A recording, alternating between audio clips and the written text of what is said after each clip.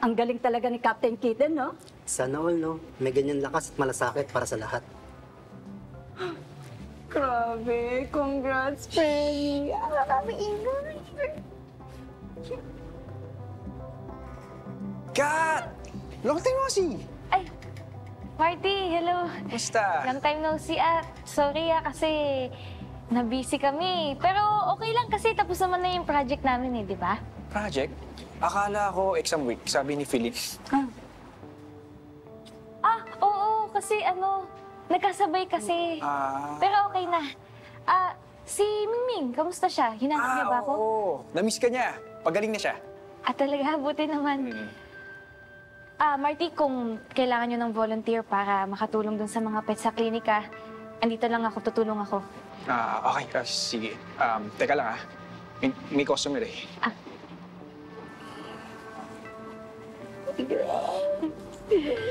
Huwag ka mag-ingay.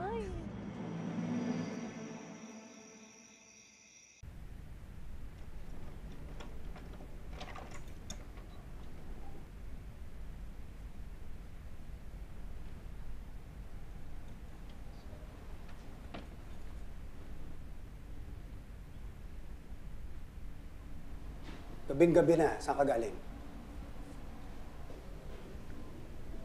Galing lang po ako sa pet cafe.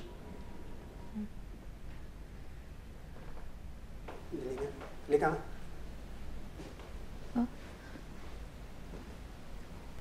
Ano yan?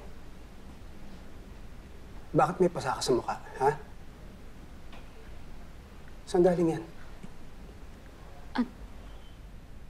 Kasi... Akala ko ba self-defense lang? Bakit parang napuruhan ka na?